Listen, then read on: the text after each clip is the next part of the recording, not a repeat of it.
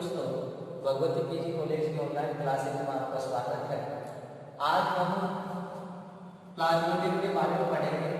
पर दोस्तों, इससे पूर्व आपको बता देता हूँ कि अपना जो पैरामीशियम है, उस पैरामीशियम में जो जनन चल रहा था, उस जनन के अंतर्गत जो लास्ट अपना था वो अपन को इसके अंतर्गत करना है।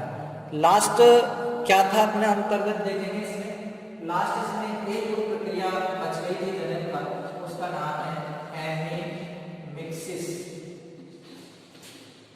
ये जो प्रक्रिया है जनन की हो रही थी, ये जो प्रक्रिया है हेमिमिक्सिस, इसकी खोज करने वाले जो वैज्ञानिक हैं उसका नाम है हार्टमान। इस वैज्ञानिक ने ये जो जनन देखा था, ये पैरामीशियम ओरेलिया में देखा था। और इसके अंतर्गत होता क्या है, ये पैरामीशियम है, इसमें पैरामीशियम नए सिरे से गुरु केंद्रक का निर्माण करता है। इसमें पैरामीशियम क्या करता है, नए सिरे से गुरु केंद्रक का निर्माण करेगा। मेन ये होता है, इसमें गुरु केंद्रक का निर्माण करना। अब इसमें देखिए, ये पैरामीशियम की क्या है, आपके पास ओरेलिया जाति है। अब इस ओरेलिया जाति के अंतर्गत पैरामीशियम का जो गुरु केंद्रक होगा, वो गुरु केंद्रक क्या हो जाएगा, डेस्ट्रॉयड, यानी कि ये नष्ट हो जाता है। ये गुरु केंद्रक क्या हो जाता है, नष्ट। और इसके अंतर्गत लघु केंद्रक ही बचते हैं। नेक्स्ट स्टेज के अंतर्गत क्या होता है, ये डेस्ट्रॉयड हुए हैं, ये कोशिका द्रव्य में चले जाते हैं। और कुछ जो होते हैं, यानी कोशिका द्रव्य से बाहर अपघटन या भाग के द्वारा बाहर चले जाते हैं, और कुछ है जो कोशिका द्रव्य में इस गुरु केंद्र के कण बचे रहते हैं। अपने जो बचे हुए कण होते हैं वो क्या करते हैं, अपने आकार में क्या करेंगे, वृद्धि करेंगे। और आकार में वृद्धि करके वो किसका निर्माण कर लेते हैं, गुरु केंद्र का निर्माण कर लेते हैं। अब गुरु केंद्र का जैसे ही निर्माण करेंगे तो इसके गुरु केंद्र में क्या होगा, विभाजन होगा। तो साथ साथ ही गुरु केंद्र में विभाजन होने के साथ साथ इसमें लघु केंद्र का भी क्या होता है, विभाजन होता है। और लघु केंद्र का और गुरु केंद्र में जैसे ही विभाजन होगा तो ये दो नए पैरामीशियम, यानी कि पुत्री जो पैरामीशियम है उनका क्या हो जाएगा, निर्माण हो जाएगा। तो ये एक हेमिमिक्सिस प्रोसेस है पैरामीशियम के जनन के अंतर्गत।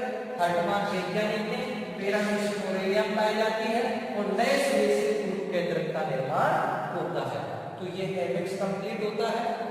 अब हम आगे जैसे ही बढ़ते हैं तो आज का हमारा जो टॉपिक रहेगा वो रहेगा क्या नाम से, प्लाज्मोडियम। अब छात्रों, आप क्लास के अंतर्गत जो आपकी बायोलॉजी की बुक है, बायो की जो बुक है, उस बुक के अंतर्गत आपको लेसन कौन सा है, 40। इस लेसन 40 का नाम है मानव स्वास्थ्य एवं कल्याण। इसके अंतर्गत बहुत सारी बीमारियां आपने देखी होगी, जैसे गोनेरिया है, संक्रामक है, कैंसर ब्रेक वगैरह ये है। तो वहां पर इस बीमारी का भी उल्लेख है, किसका, प्लाज्मोडियम। और प्लाज्मोडियम के द्वारा जो बीमारी फैलती है या जो होता है उसका नाम क्या है, मलेरिया। तो सबसे पहले प्लाज्मोडियम क्या है, प्रोटोजोआ है। तो प्रोटोजोआ को ही हम क्या पढ़ रहे हैं, प्रोटोजोआ जनित रोग है, तो प्रोटोजोआ को ही हम पढ़ रहे हैं। तो सबसे पहले अपन क्या करते हैं, इसका वर्गीकरण करेंगे। क्या करेंगे, वर्गीकरण, क्लासिफिकेशन। क्लासिफिकेशन के अंतर्गत आप इसका फाइलम लिखेंगे। फाइलम आपको पता है वो कौन सा पढ़ने पर, प्रोटोजोआ। ये इसका क्या हो गया, फाइलम हो गया। तो फाइलम के बाद में जैसे हम बात करते हैं, इसकी क्लास है, वर्ग, स्पोरोजोआ। स्पोरोजोआ, ये इसकी क्या हो गई भाई, क्लास हो गई स्पोरोजोआ। स्पोरोजोआ के बाद में हम जैसे ही ऑर्डर की बात करते हैं तो इसका जो ऑर्डर है हेमोस्पोरिडिया है।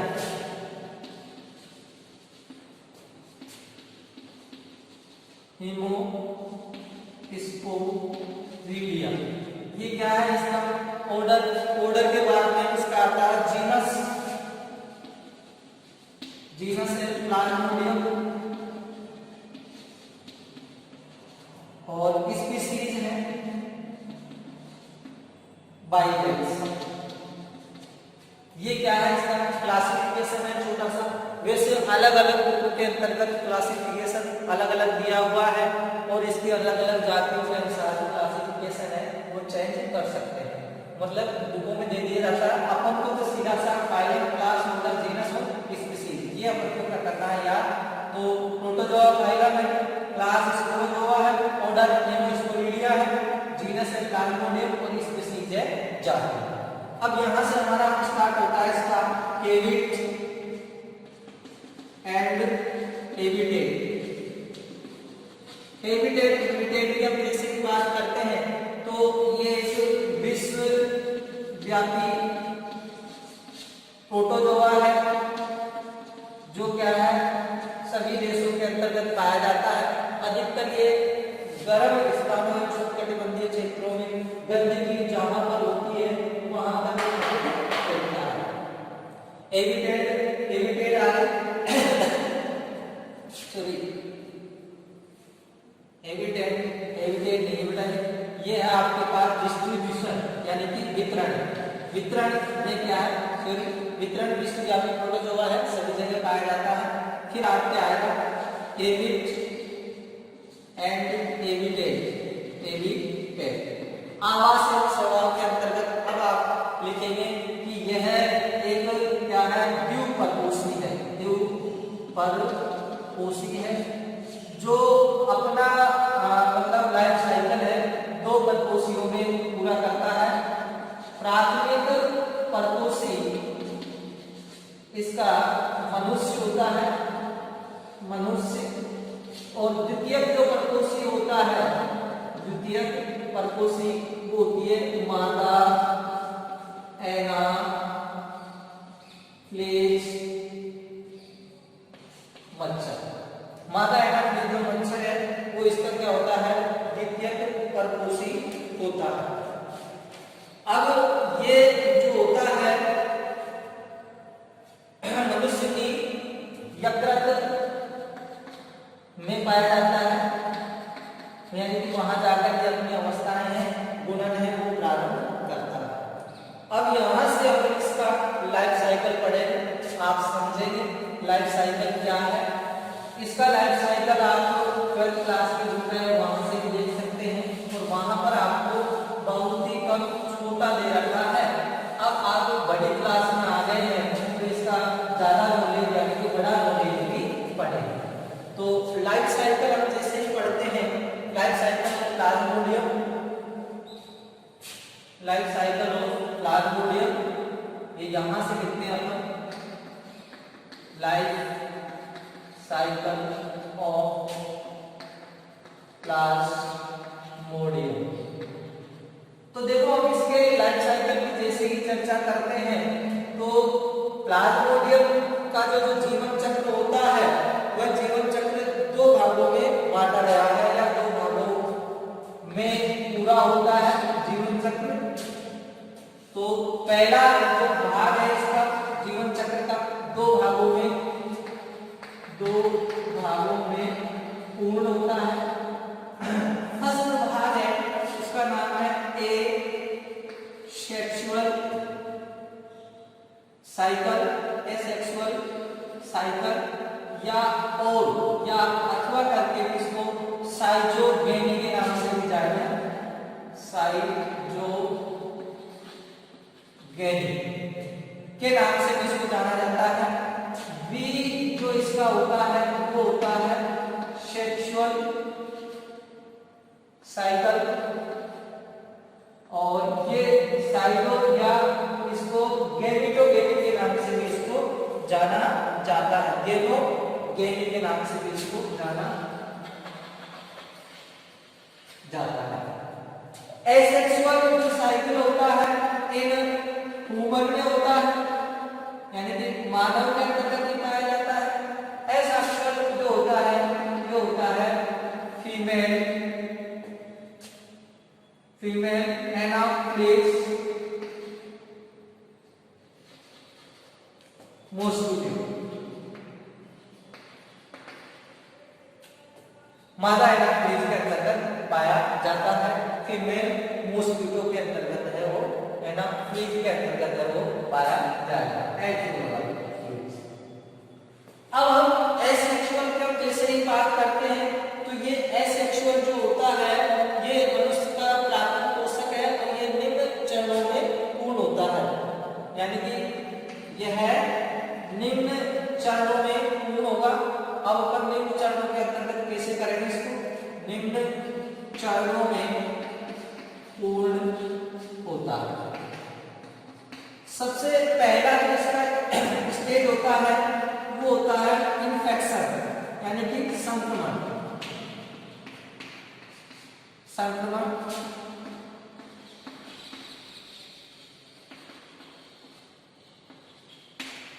इन्फेक्शन या संक्रमण की जैसे ही बात करते हैं तो जैसे ही जो संक्रमित मादा एनाफ्लीज होगी, यानी कि जिसके अंतर्गत प्लाज्मोडियम की जो संक्रमणकारी अवस्था होती है स्पोरोजोइट, वो अगर उसके अंतर्गत पाई जाएगी तो सबसे पहले इन्फेक्शन के अंतर्गत संक्रमित मादा एनाफ्लीज जब स्वस्थ व्यक्ति को काटती है और काटने पर जैसे ही वो हाथ पे या अपने सूंड के द्वारा जब चूषण करती है, किसका चूषण करती है, रक्त का। जैसे ही रक्त का चूषण करती है तो उसके लार के साथ एक तो हिपेरिन आता है, हिपेरिन जो होता है ब्लड की क्लोटिंग नहीं होने देता है, और साथ ही जो उसकी लार में उपस्थित प्लाज्मोडियम की संक्रमणकारी अवस्था स्पोरोजोइट्स ये जो होती है मनुष्य के रक्त में चली जाती है। अब यहाँ थोड़ी सी मैं स्पोरोजोइट की चर्चा कर लेता हूँ, इसी के अंतर्गत आपको स्पोरोजोइट के बारे में बताना है। स्पोरोजोइट क्या है, एक हंसियाकार तर्करूपी आकृति का होता है, साथ ही ये एक केंद्रीय होता है, सिंगल न्यूक्लियस होता है, एक केंद्रीय, और पेनिकल का इस पर क्या पाया जाता है, आवरण पाया जाता है। ये इसमें आपको बताना है, और इसकी जो आकृति होती है वो इस प्रकार से होती है, ये हंसियाकार एक केंद्रीय, और इस पर अग्रसिरा होता है, वहां पर चूसकांड पाया जाता है, चूसकांड स्पोरोजोइट। ये इसकी क्या है, संक्रमणकारी अवस्था है। पहला इसके अंतर्गत इन्फेक्शन हो गया। दूसरी अब इसके अंतर्गत आती है लिवर साइजोगोनी या यकृत साइजोगोनी के नाम से इसको जाना जाता है। तो स्पोरोजोइट इसकी क्या है, संक्रमणकारी अवस्था होती है, और ये कैसी होती है, हंसियाकार तर्करूपी एक केंद्रीय पेनिकल से आवृत होती है। अब ये इसके बाद में आपकी जो दूसरी स्टेज आती है यहाँ पर, वो आती है यकृत liver schizogony, liver schizogony.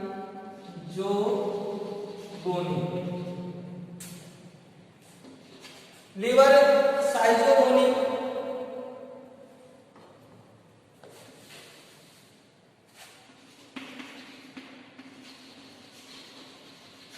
Liver जो साइटोगोनी है, अब इसके अंतर्गत क्या होगा, यकृत में होने वाले चक्र को, अब ये जो प्रोसेस है, ये इन्फेक्शन यकृत, ये तो अपनी क्या है ब्लड में थी, अब ये जो स्पोरोजोइट है वह कहाँ पहुंच जाता है, लीवर, अपने मनुष्य की यकृत होती है उसमें पहुंच जाता है, और लीवर साइटोगोनी के अंतर्गत अब वो अपनी जो कार्य है वो स्टार्ट करता है, और यहाँ से ये लीवर साइटोगोनी के अंतर्गत दो चक्र चलते हैं, और दो चक्रों के अंतर्गत होता है तो प्री इरिथ्रोसाइट,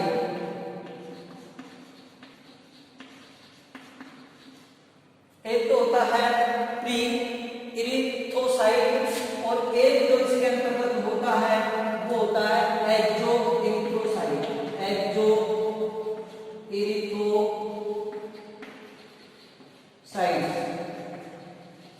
ये दो इसके अंतर्गत होते हैं, इरिथ्रोसाइट, और एक होता है एक्सो इरिथ्रोसाइट।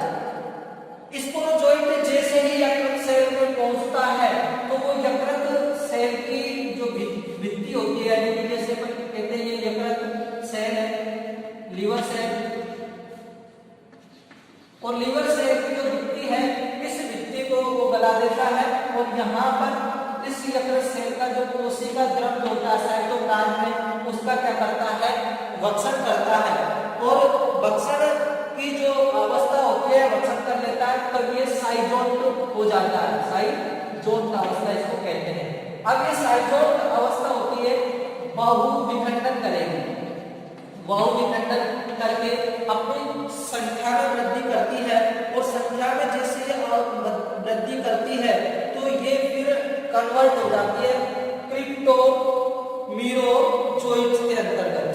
ये फिर कन्वर्ट किसमें हो जाती है, क्रिप्टोमीरोजोइट्स, इसके अंतर्गत कन्वर्ट हो जाती है। और इस प्रक्रिया में 3 दिन का क्या लगता है, समय लगता है। क्या देखिए समझेंगे, ये स्पोरोजोइट होता है, यकृत में चला जाता है, यकृत से यकृत की कोशिका होगी उसकी भित्ति को गलाता है, कोशिका द्रव्य का भक्षण करेगा।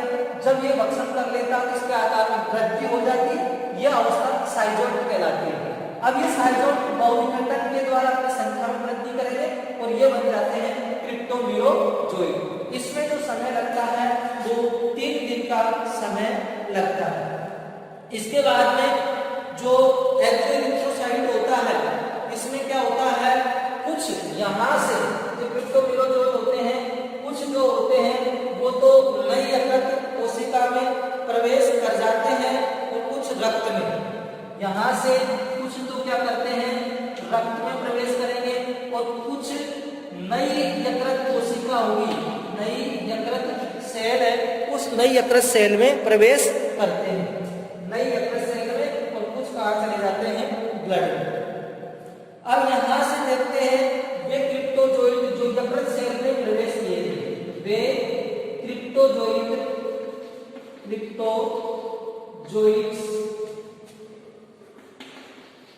जो किसमें, यकृत सेल में, नई जो यकृत सेल है उस यकृत सेल में प्रवेश किए थे, वे वापस वही करते हैं जो यहाँ किया है, वो कोशिका द्रव्य का भक्षण करेंगे, साइजोट अवस्था होगी। फिर उसके बाद में साइजोट अवस्था में बहुविखंडन होगी और बहुविखंडन की क्रिया के बाद में ये फिर मेटाक्रिप्टोजोइट में बदल जाते हैं। ये कन्वर्ट किसमें हो जाते हैं, मेटाक्रिप्टोजोइट्स में बदल जाते हैं। मेटाक्रिप्टोजोइट्स में क्या है, बदल जाते हैं। या फिर इन मेटाक्रिप्टोजोइट को फिनोजोइट के नाम से भी जाना जाता है, फिनोजोइट्स के नाम से इनको जाना जाता है। अब यहाँ से क्या होगा, यहाँ से कुछ तो ब्लड में चले जाते हैं या फिर ये क्या होते हैं, 2 प्रकार के हो जाते हैं। यहाँ जाके ये कितने प्रकार के हो जाएंगे, शरीर मेटाक्रिप्टोजोइट, यहाँ से फिर ये 2 प्रकार के हो जाएंगे। एक तो हो जाएगा माइक्रो मेटाक्रिप्टोजोइट और एक हो जाता है मैक्रो मेटाक्रिप्टोजोइट। एक तो हो जाता है माइक्रो और एक हो जाता है मैक्रो, यानी कि गुरु और लघु। अब लघु की हम जैसे ही बात करते हैं तो ये क्या करता है, ब्लड में प्रवेश करता है। माइक्रो वाला क्रिप्टोजोइट होता है, ये कहाँ प्रवेश करता है, ब्लड में। और दूसरा वाला होता है वो कहाँ चले जाता है, वापस स्टार्ट कर देता है एक्सोक्रिप्टोसाइटिक साइकिल, यानी कि ये तो इसको स्टार्ट करता है और ये इसमें चले जाता है ब्लड में। और जैसे ही ब्लड में चले जाएगा तो यहाँ से फिर चालू हो जाता है रक्ताणु चक्र। यहाँ से फिर जो चालू होगा वो होगा रक्ताणु चक्र, erythrocytic cycle, erythrocytic cycle, erythrocytic cycle, erythrocytic cycle. ये यहाँ से तीसरा जो इसका एसेक्सुअल है उसका टाइप है। इरिथ्रोसाइटिक साइकिल में कौन आया था, माइक्रो मेटा क्रिप्टोजोइट्स, ये यहां से आया था, माइक्रो मेटा क्रिप्टोजोइट। अब ये क्या कर देगा, आरबीसी में प्रवेश करके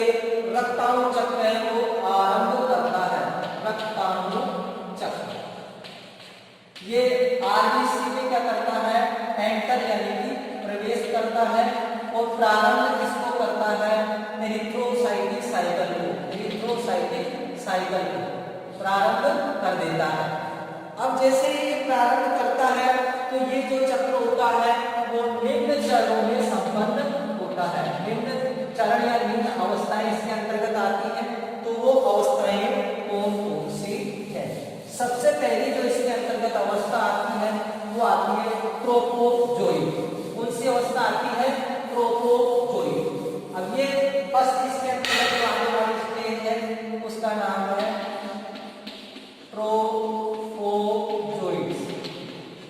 ये ट्रोपोजोइड जो स्टेज होती है, इस स्टेज के अंतर्गत मेटाट्रोपोजोइड है वो क्या करता है? हीमोग्लोबिन का भक्षण करता है और गोलाकार आकृति में बदल जाता है। Hb का क्या करेगा? भक्षण करेगा और कन्वर्ट किसमें हो जाएगा? गोलाकार आकृति में। इसी को किसके नाम से जाना जाता है? ट्रोपोजोइड के नाम से इसको जाना जाता है।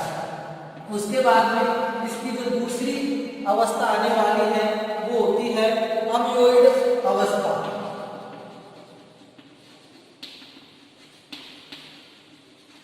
इसको अमीबाग के नाम से भी जाना जाता है, अमीबाग अवस्था। अब इस अमीबाग अवस्था के अंतर्गत क्या है? जो आपके जो ट्रोपोजोइड होता है उस ट्रोपोजोइड्स पर छोटे छोटे अंगुली समान या छोटे छोटे उभार बन जाते हैं। इन उभारों को कूटपाद के नाम से जाना जाता है। या इस अवस्था के अंतर्गत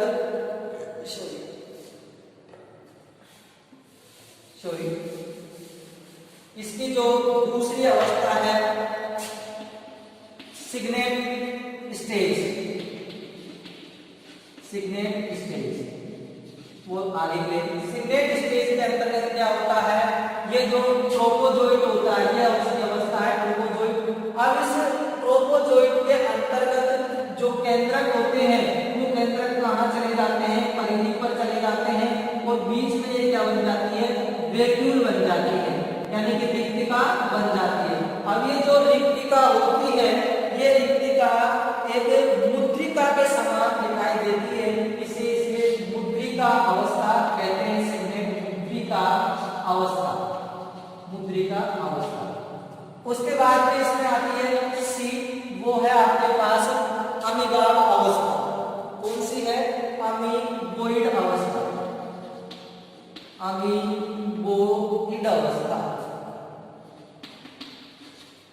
अमीबोइड अवस्था है। इस अमीबोइड स्टेज के अंतर्गत क्या होता है? इसके अंतर्गत क्या होगा? जो मुद्रिका अवस्था है उस मुद्रिका अवस्था में कूटपाद बनने लग जाते हैं।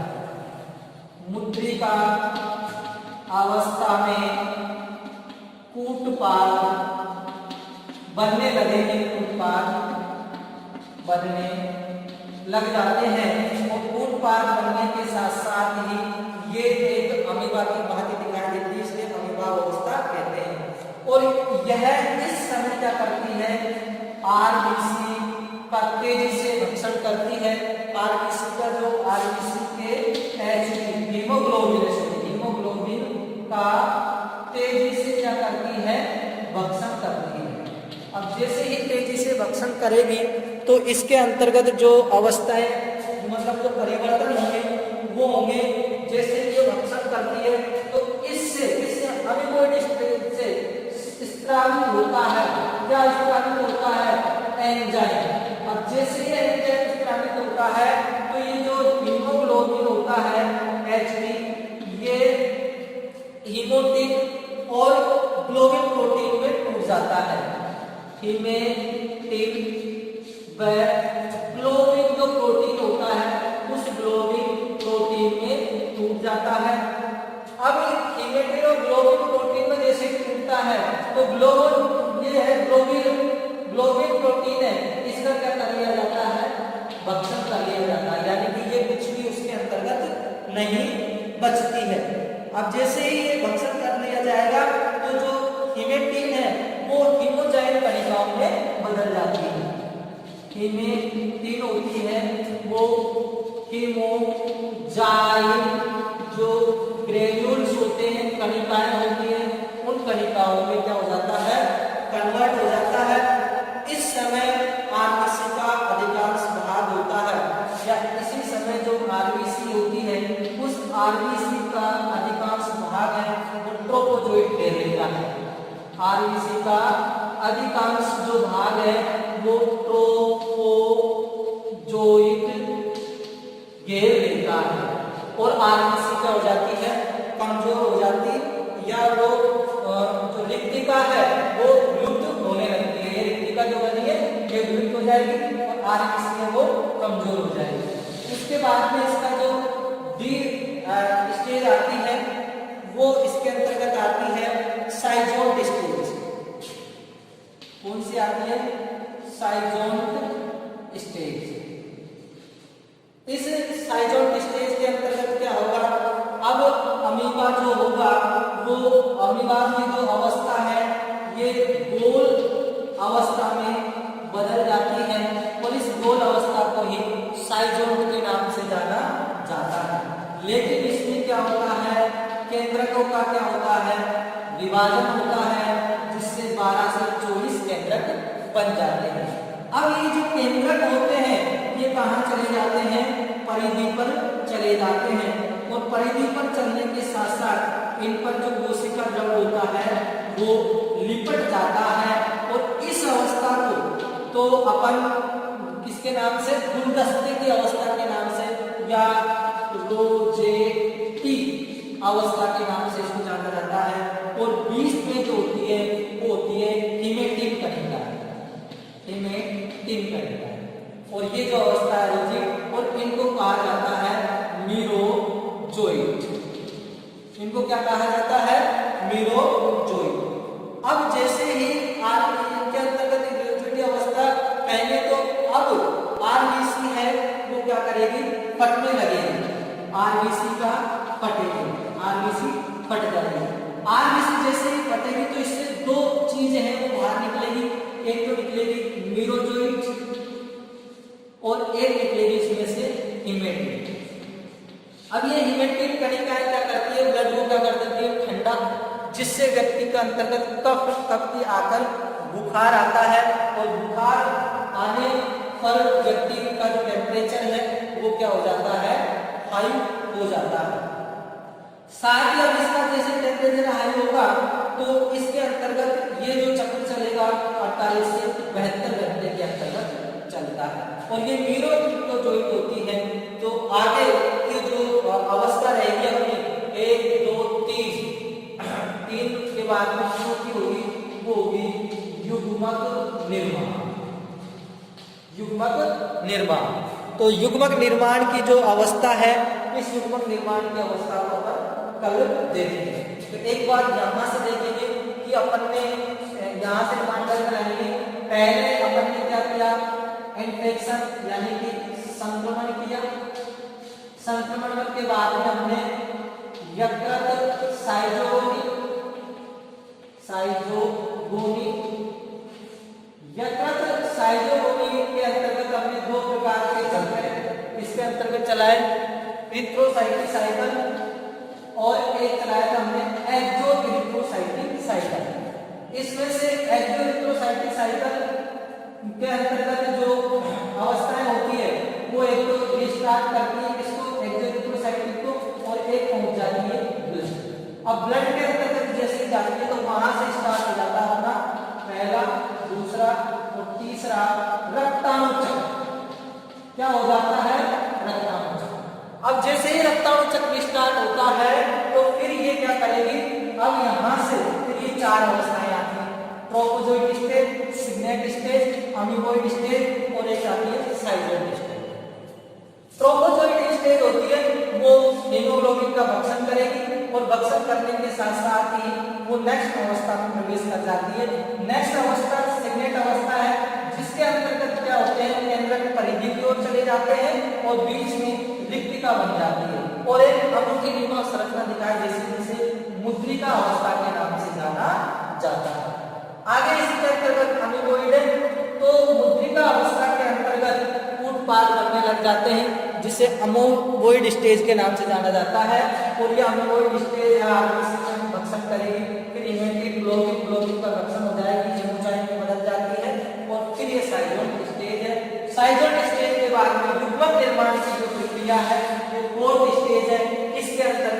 है सेक्सुअल रिप्रोडक्शन के अंतर्गत इसमें प्लाज्मोडियम, और इस टॉपिक को अपन यहाँ कल स्टार्ट करेंगे। और यह आपका पार्ट फर्स्ट था।